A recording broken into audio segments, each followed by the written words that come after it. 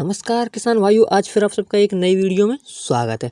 तो किसान साथियों, अगर आप लोग भी अपनी गेहूं की फसल से 2 से 3 गुना उत्पादन प्राप्त करना चाहते हो ना, तो आप लोग एकदम सही वीडियो पर आए हो और आप लोग को वीडियो को अंत तक देखना है। गारंटी से आपका 2 से 3 गुना उत्पादन बढ़ जाएगा। बस बुवाई के समय आपको ये 3 से 3 खादों का उपयोग करना है। 3 खाद से आपको 4 खाद नहीं डालनी है, बस आपको इसी से आपका उत्पादन बढ़ जाएगा।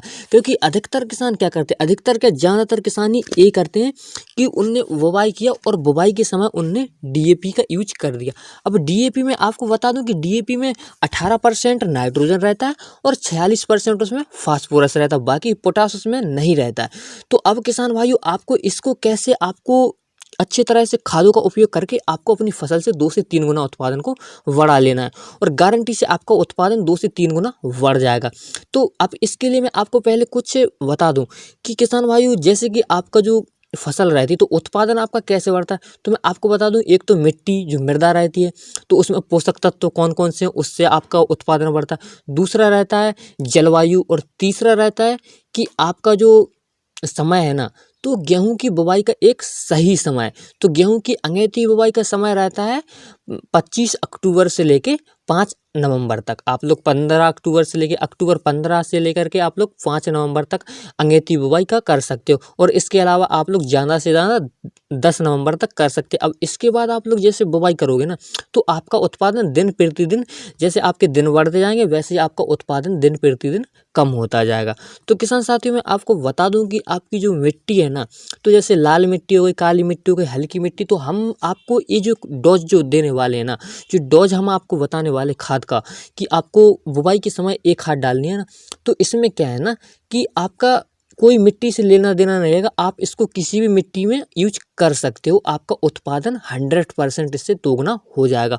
और आपके जो दाने रहेंगे ना, तो दानों का आकार भी बड़ा रहेगा, मोटे दाने आएंगे, आकार बड़ा रहेगा। और जो कल्ले रहती है, जो कल्लों का फुटाव रहता है ना, तो उनका ग्रोथ भी अच्छा होगा। तो किसान साथियों में, और इन जो खादों को बता रहा हूँ, इनसे क्या फ़ायदा होगा वो भी मैं आपको साथ में बताता जाऊंगा। तो चलिए किसान भाइयों, मेरा नाम है अभी और आप देख रहे हैं किसान ऑफ एमपी में आप सबका स्वागत है।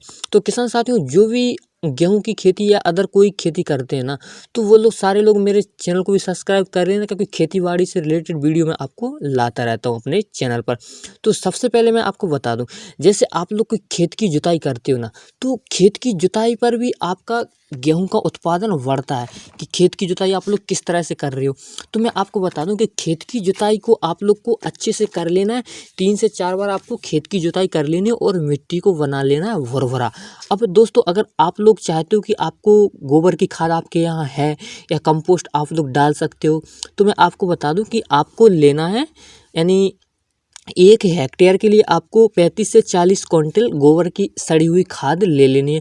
अगर आप लोग एकड़ में लगाना चाहते हो, तो एकड़ के लिए आपको लेना 15 से 20 क्विंटल प्रति एकड़ के हिसाब से गोबर की सड़ी हुई खाद ले लेनी है। और आप लोग को ले लेना है 40 किलोग्राम नीम की खली और ले लेने आपको 50 किलोग्राम अरंडी की खली। अब ये जो 2 खली है मैं आपको बताऊं, नीम की खली और अरंडी की खली, तो ये क्या है ना, मिट्टी में बहुत सारे दो पोषक तत्व तो ये साथ में देंगे ही।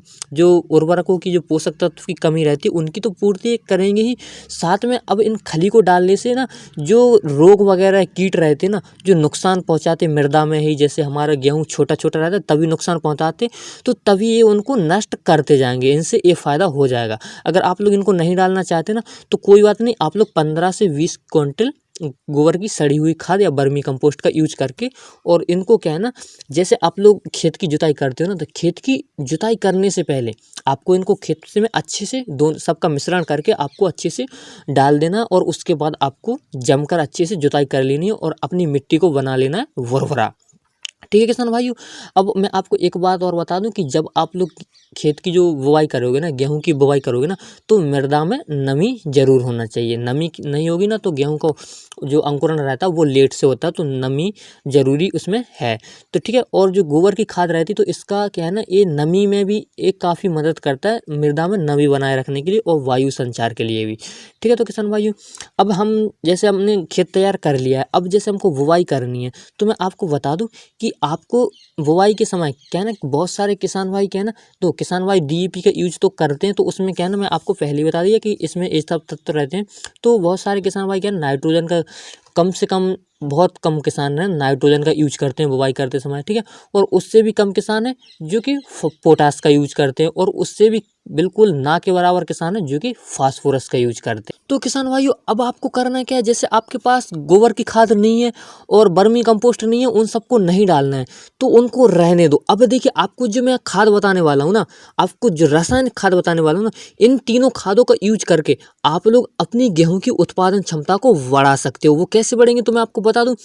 आपको लेना है 60 से 70 किलोग्राम नाइट्रोजन, और 50 से 60 किलोग्राम लेना है आपको फास्फोरस, और 35 से 40 किलोग्राम लेना है पोटास। और इन तीनों का मिश्रण करके, आपको इन तीनों का अच्छे से मिश्रण कर लेना है, और तीनों का मिश्रण करके आप जैसे लास्ट जुताई करोगे ना, तो लास्ट जुताई के पहले आपको इनको खेत में अच्छे से छिड़क देना है, और छिड़कने के बाद आपको लास्ट जुताई कर देना, और जुताई के तुरंत बाद आपको बुवाई करनी है। अब बुवाई के दौरान आपको कौन सी खाद मिलानी है वो भी मैं आपको बताता हूँ। देखिए, सबसे पहले मैं आपको बता दूं, जो नाइट्रोजन, पोटास, फास्फोरस जो है ना, ये क्या है ना, आपकी जो मिट्टी में जो भी पोषक तत्व कमी रहती है ना, ये सारी की कमी को पूरी कर देंगे। इससे क्या है ना, आपका अच्छा खासा उत्पादन हो जाएगा, मृदा से आपका कोई लेना देना नहीं रहेगा। अब मैं देखिए, जैसे आपको बता दूं कि जो आपकी जो नाइट्रोजन की मात्रा रहती है ना, तो आपको जो नाइट्रोजन सिंचाई करोगे ना, तो वाकई आपको फर्स्ट सिंचाई में आपको देनी, वो मैं आपको बाद में बता दूंगा। ठीक है, अब किसान भाई, आपने जैसे बुवाई करनी है, तो आपको बुवाई करने के दौरान आपको क्या करना है, आपको देखिए, बुवाई करने के दौरान आपका जो बीज रहता है ना, तो आपका बीज 45 से 50 किलोग्राम और 55 किलोग्राम के आसपास आप लोग 1 एकड़ के लिए बीज डालते हो। ठीक है, अब 1 एकड़ के लिए आप लोग बीज डालते हो, और जो मैं आपको जुताई से पहले जो 3 खाद बताया ना मिश्रण करके, वो भी 1 एकड़ का डोज था। ठीक है किसान भाइयों, आपको इस बात का ध्यान रखना है। ठीक है, तो आपको अब जैसे बुवाई करते हो ना, तो आपको लेना 50 किलोग्राम डीएपी, और इसके अलावा अगर 50 किलोग्राम आपको डीएपी नहीं मिलता है ना, आपके दो डीएपी क्या है ना, नहीं मिल पाता है, तो आपको डीएपी को छोड़ देना, आपको ले लेना है 75 किलोग्राम एनपीके, और इसके अलावा आपको लेना है 45 किलोग्राम यूरिया, और 10 किलोग्राम आपको लेना है जिंक सल्फेट, और इनका मिश्रण करके आपको बीजों के साथ मिला करके आपको इनकी बुवाई कर देनी, जिससे कि ना आपका उत्पादन जो है ना 2 से 3 से यानी 4 गुना तक आपका उत्पादन बढ़ सकता है। अब जैसे मैं आपको बता दूं कि जो पहली सिंचाई आप लोग करते हो ना, तो पहली सिंचाई में आप लोग को 1 एकड़ में 60 से 65 किलोग्राम आपका यूरिया लगेगा, यानी कि 1 बोरी आपका, यानी 1 से 1.5 बोरी आपका 1 एकड़ के लिए यूरिया लग जाएगा। और अगर आपके यहाँ पर जो भूमि रेतीली है ना, तो आप लोग दूसरी सिंचाई पर भी आप लोग खाद डाल सकते हैं, यूरिया को डाल सकते हैं। बाकी सिंचाई के द्वारा आपको अब कुछ नहीं देना, जो कुछ देना था वो हमने सारा कुछ पहले ही उनकी मात्रा में पूर्ति कर दी है। और जो मैं आपको जुताई के पहले आपको जो खाद डलवाया ना, उस खाद से क्या फ़ायदा होगा, उस खाद से ये फ़ायदा होगा ना कि जैसे आपका पौधा का अंकुरण होगा और जैसे उसमें जड़ बनना स्टार्ट होगी ना, तभी से पौधा क्या है ना, एकदम से ग्रोथ करना स्टार्ट हो जाएगा।